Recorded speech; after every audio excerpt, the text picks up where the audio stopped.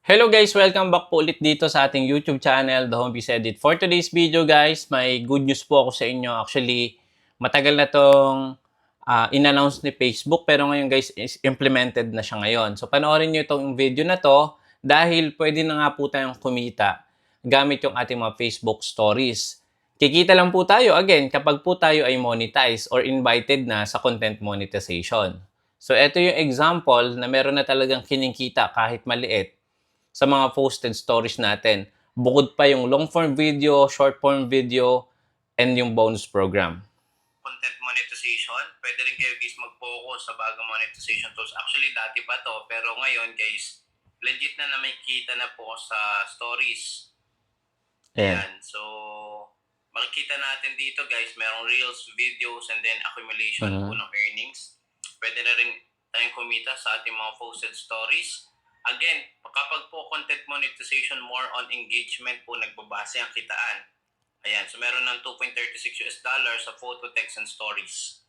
Okay? So, kung kayo is invited na dyan, So, ano nga ba yung dapat natin gawin para tayo ay ma-invite or magkaroon ng ganitong content monetization tools? Okay, bago tayo magpatuloy dyan, guys, unang-una, si Facebook is nagka-qualify lang siya based doon sa mga pinoproduce natin na content. Okay?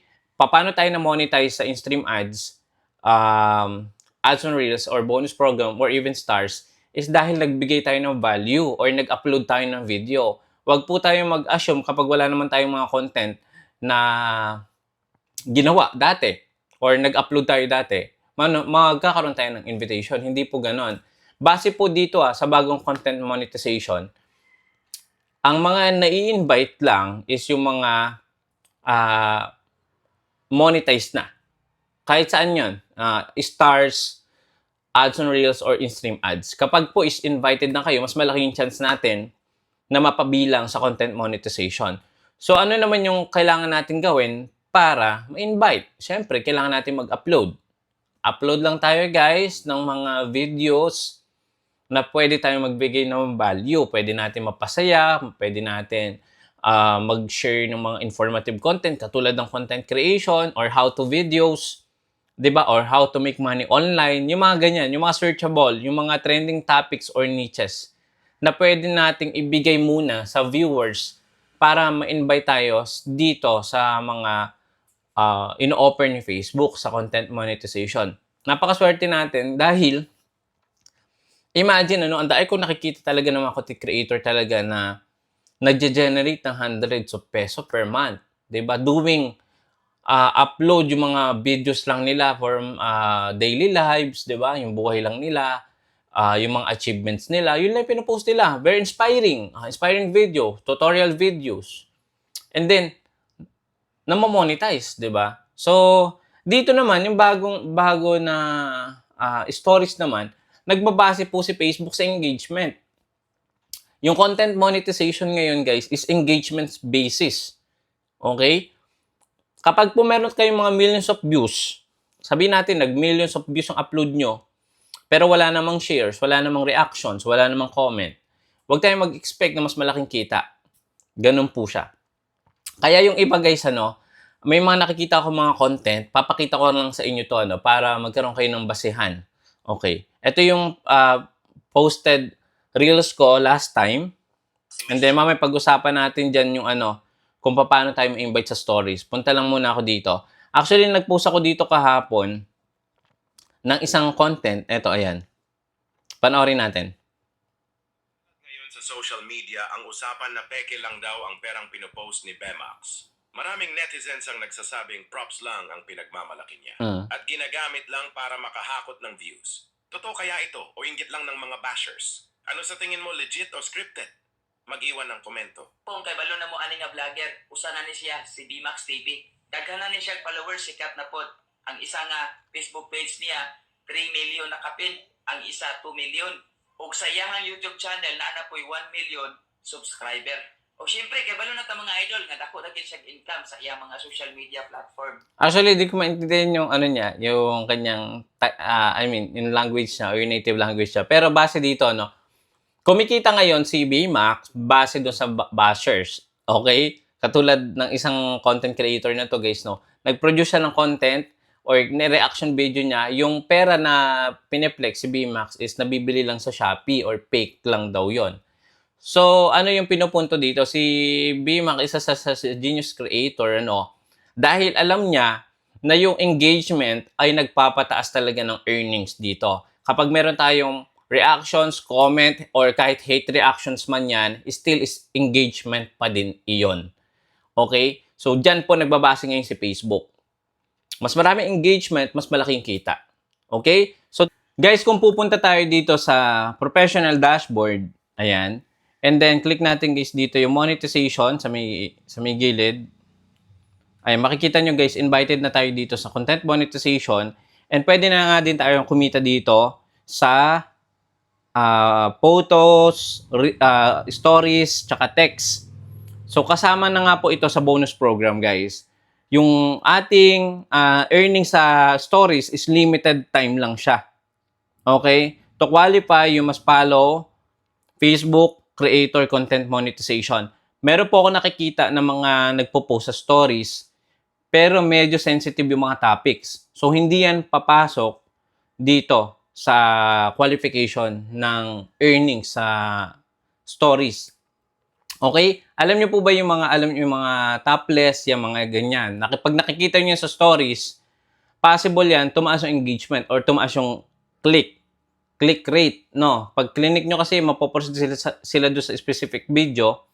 Yun nga lang guys, kapag mga ganong content, possible, baka magkaroon din niya ng aberya sa monetization. So, be very careful sa pagpo-post ng mga stories natin. Okay? At meron namang features, di ba guys, kapag nag-upload tayo, is automatic naman siyang mapopost na din sa Reels. So, yun yung pinagbabasehan ko din. Kung meron din bang kita yon base dito kay Facebook monetization, or kailangan talaga mag-post automatically dito sa mismong Reels tab. So, yun. Optional siya guys para sa inyo kung ano yung mas prepared nyo. Kung automatic ba sa sa Reels, parang ganito. Sa mismong stories, ayan, 'di ba, meron ditong profile. I-click nyo to, view story. So, pwede kayo guys mag-add dito manual. Ayan, manually dito. Okay? So, pwede rin naman guys, kapag nag-upload tayo ng Reels, automatic naman yun na mapopost na sa sa stories. Ganon. So, ito yung additional earnings. Pero, paano nga ba ma-qualify dito? Okay? Ano nga ba yung mga dapat natin i-focus? Ako, meron ako nakita ng mga creators na sumasahod talaga ng 6-digit or millions of peso gamit yung bonus program. Okay, so included nga dito yung ads on Reels, yung long form video. Pati sa long form video, hindi ko talaga ma-compute eh. Pero ang pinakamataas talaga, kung magbabase tayo sa bonus program, yung engagement. Pag mas maraming comments, pag maraming reactions or shares, mas malaking kita. So included din doon yung stories, pati yung photo and text.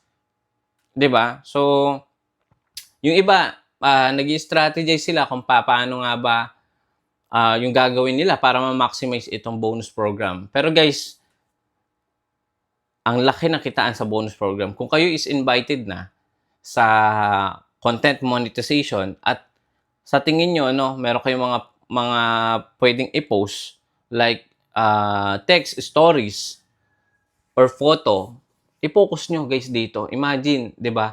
Ang daming kumikita ngayon sa content monetization. Eto guys, account ko nito is bago pa lang to. Week old lang to.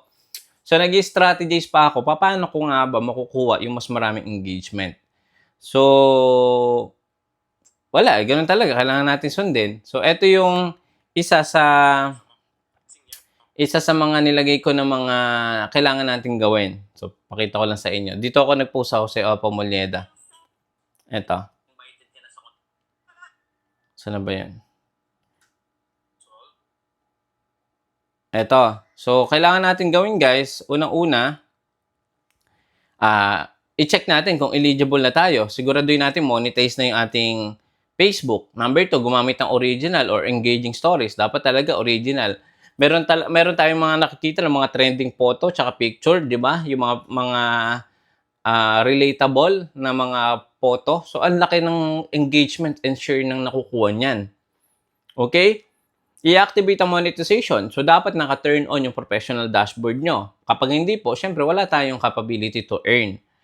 And number 4, panatiling active sa audience. Mas marami guys na nag-engage no, organically sa inyong profile or page. Mas maraming interaction, mas okay. Mas marami talagang potential na kitain. Okay pa. Tips naman, paano lumaki yung kita? Gumamit ng high quality video or image. Original po dapat ito. Mag-post ng consistent o trending. Kung ano yung mga nakikita niyo trending ngayon, siguro lagyan niyo lang ng editing o kaya enhancement, no? Para hindi siya mapabilang sa copyrighted materials. So, pag nagkaroon tayo ng copyrighted materials, bababa yung distribution, hindi kikita. Okay? Huwag kalimutan maglagay ng call to action para mas maraming views. Ayan. Siyempre, yung call to action, guys, ito yung umpisa, gitna, or huli na nilalagyan natin ng call to action. So, sample, before tayo magpatuloy, please don't forget to subscribe dito sa ating YouTube channel. Yun po yung sample ng call to action. Para makapag-engage pa tayo ng mas maraming viewers or followers natin. So, yun lang guys, sinare ko lang sa inyo. Ang daming ways to earn na dito, no? Kumbaga, pabor ng pabor ngayon sa atin. Facebook or social media. Dahil before, di ba, o kung ano lang yung ma-post natin. Pero ngayon, kung ano na yung ma-post natin, kikita na din tayo. So, i-maximize natin, syempre, i-follow pa rin natin yung mga polisiya dito ni Facebook. At kung kaya nyo guys, pag-aralan kung paano mag-edit or mag-add ng mga meaningful enhancements sa ating video, audio, or text, or photo, so okay yun, para ma-minimize nyo yung possibility na magkaroon ng problema or risk yung profile nyo or yung page nyo. Maraming salamat. Maraming salamat. Don't forget to subscribe, share this video para sa susunod, manonotify kayo kaagad. See you again. Bye-bye.